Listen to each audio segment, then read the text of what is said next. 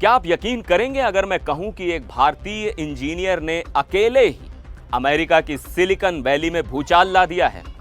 एक ऐसा जीनियस जिसने एक ही समय में 1, 2, 3 नहीं बल्कि कई बड़ी बड़ी अमेरिकी स्टार्टअप्स में फुल टाइम नौकरी की और किसी को कानों कान खबर तक नहीं हुई। ये कहानी है सोहम पारेख की। एक ऐसा नाम जो आज टेक वर्ल्ड में कुछ लोगों के लिए विलेन है तो कुछ के लिए एक एंटी हीरो। कोई उसे The Wolf of Wall Street कह रहा है तो कोई उसे वो कॉरपोरेट मजदूर बता रहा है जिसने सिस्टम को ही हैक कर लिया। तो आखिर कौन है ये सोहम पारेख? कैसे उसने सिलिकॉन वैली के बड़े बड़े फाउंडर्स को अपनी उंगलियों पर नचाया और कैसे इस पूरे खेल का पर्दाफाश हुआ? चलिए आपको पूरी कहानी शुरू से और एकदम आसान भाषा में समझाता हूं। नमस्कार, मैं हूं सिद्धार्थ प्रकाश। तो ये पूरा मामला सामने आया एक्स से, जब मिक्स पैनल नाम की एक बड़ी कंपनी के फाउंडर सुहेल दोशी ने एक के बाद एक कई ट्वीट करके पूरी दुनिया को चौंका दिया। उन्होंने दूसरे स्टार्टअप फाउंडर्स को चेतावनी देते हुए लिखा कि इस लड़के से बचकर रहना, इसका नाम है सोहम पारेख। सुहेल ने आरोप लगाया कि सोहम ने उनकी कंपनी में कुछ समय काम किया और फिर उसे निकाल दिया गया। लेकिन सोहम रुका नहीं, वो लगातार दुनिया की सबसे बड़ी और नामी स्टार्टअप्स को फंड करने वाली वाईसी यानी वाई कॉम्बिनेटर की कंपनियों को अपना शिकार बना रहा था।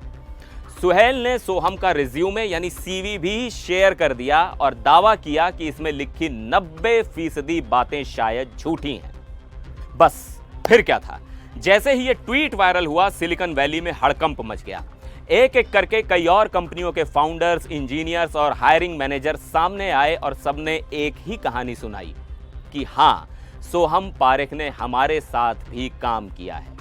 अब आपके मन में सवाल आ रहा होगा कि भाई ये सोहम पारेख है कौन?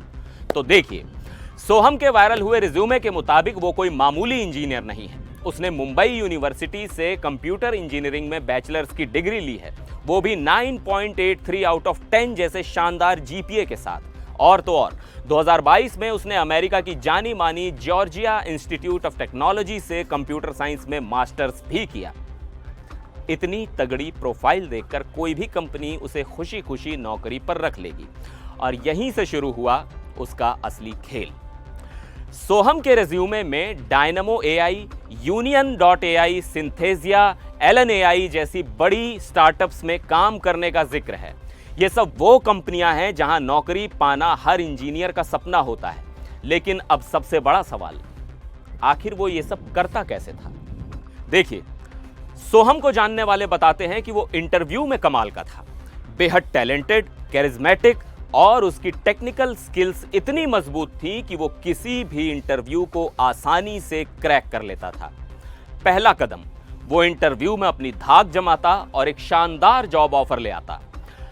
दूसरा कदम, फिर वो दूसरी कंपनी में इंटरव्यू देता, वहां भी जॉब ले लेता।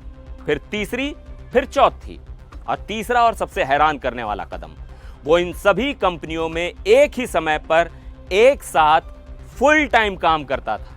जी हां, फुल टाइम। एक फाउंडर ने तो यहां तक बताया कि सोहम इतना तेज था कि जो काम दूसरे इंजीनियर 3 घंटे में करते थे उसे वो 1 घंटे में निपटा देता था। लेकिन आरोप ये है कि वो इस टैलेंट का गलत इस्तेमाल कर रहा था। वो एक कंपनी का काम जल्दी खत्म करके दूसरी कंपनी का काम करने लगता।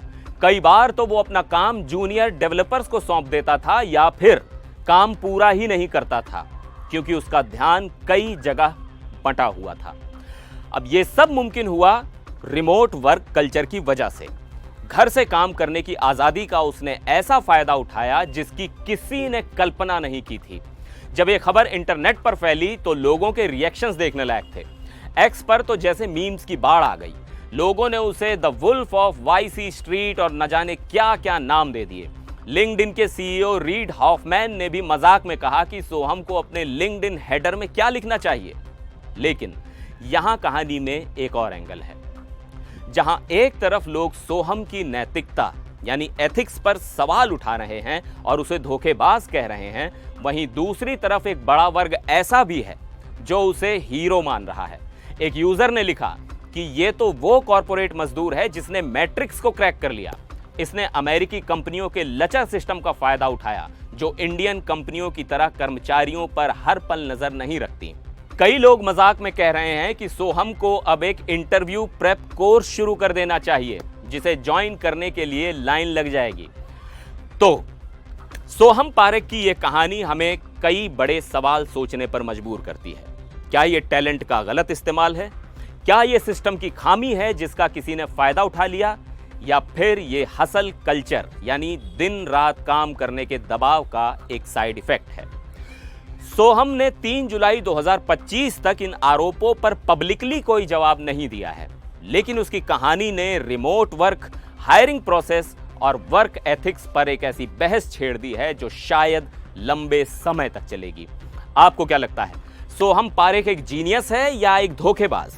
उसने जो किया वो सही था या सरासर गलत? अपनी राय नीचे कमेंट्स में जरूर बताइएगा। मिलते हैं अगले वीडियो में, तब तक के लिए नमस्कार।